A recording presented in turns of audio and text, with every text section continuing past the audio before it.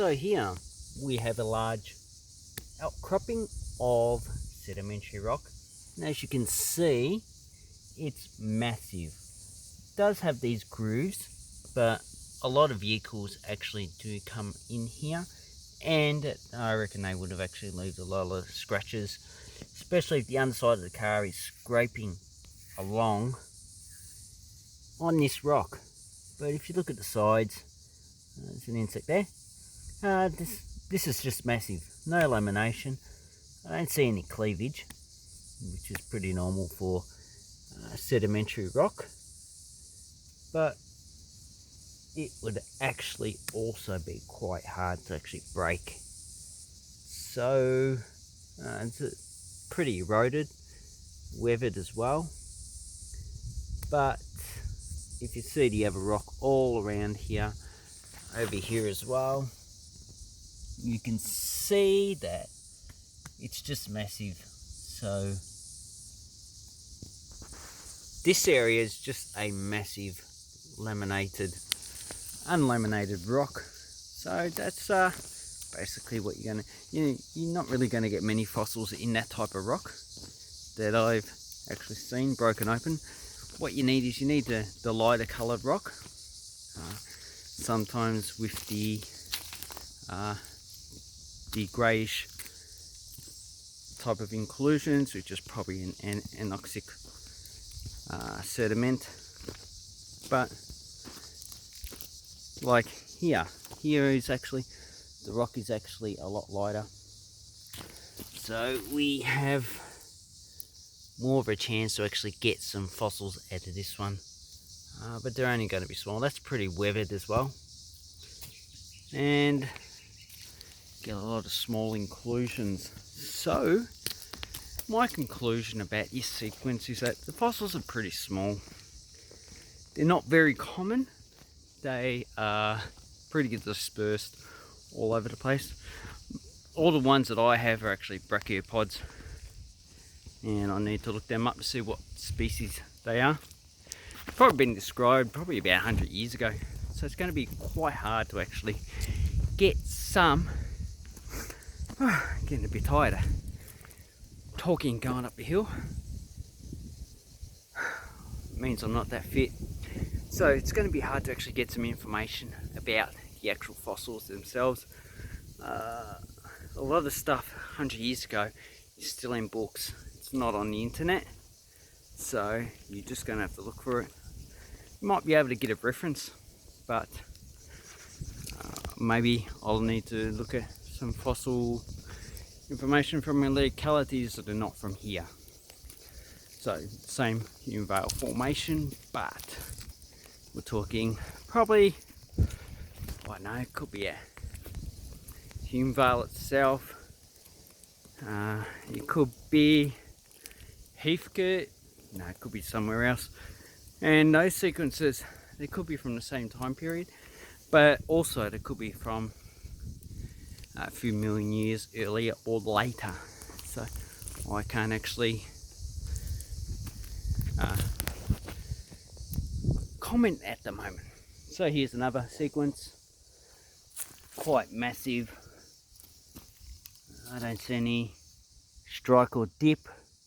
I don't see any type of geological sequence that you can see.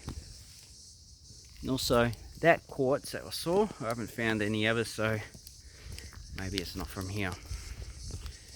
So here I'm at the top of the peak. Going that way, you're just going downhill.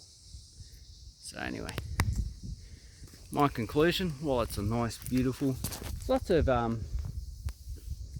cicadas. You can hear them all. There's a hell of a lot of butterflies here. But at the start, yesterday it was actually pouring down rain. Today it's actually quite warm. To me it feels like, probably 27, 28. Probably isn't, it's probably only like 23, 24 when the sun shines on you.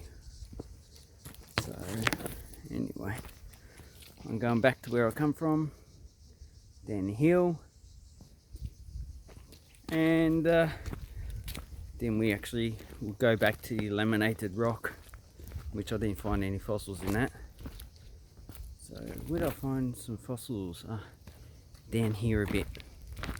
So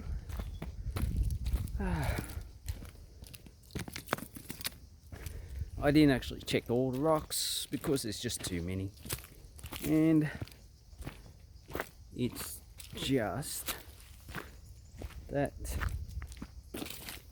Actually, I think I got some fossils up there near the top of the peak. Then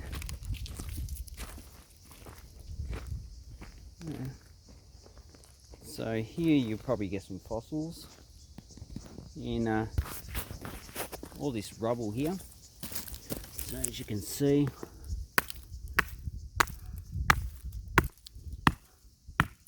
it's actually quite hard. So if we break it open, you see anything? I don't. But anyway, you can see how eroded this rock is.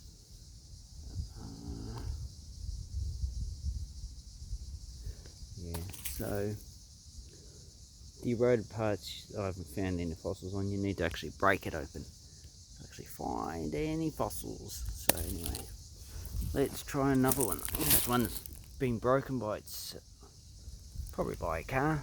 Nothing in that. Here's another one that's actually going to break open.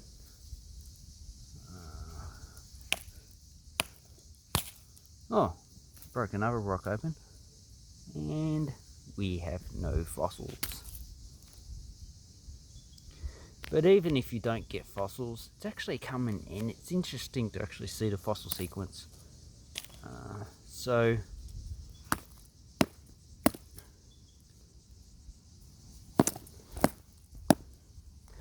in this fossil sequence, we've got probably the same beds. We've got down here, we got massive beds. Then we come to beds that are laminated and they get fine laminated.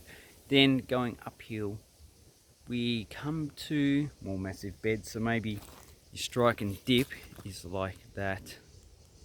So here on this hill, we've got strikes going like that.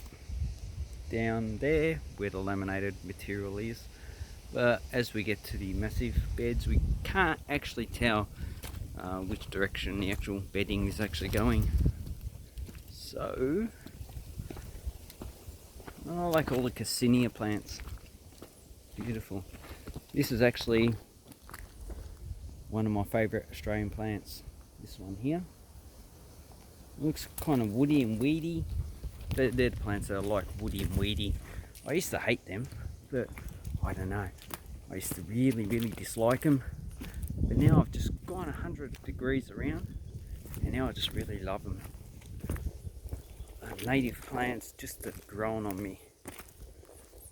And I'm in the process of removing all the foreign plants in my garden and replacing them with native ones. Obviously they need clays. So the western volcanic plants. So obviously my house doesn't have fossils because it's on volcanic soil. Anyway, so here's where I'll leave this. If you actually like to go and look for fossils in the Huonvale Formation, I'll try and find somewhere else where you can actually get better fossils. This is how you say Clombinay or whatever, which is up that way. They actually have echinoderms, Edia asteroids, and starfish, or sea stars, whatever you want to call it, doesn't matter. Anyway, thanks for watching and have an awesome fossil collecting time.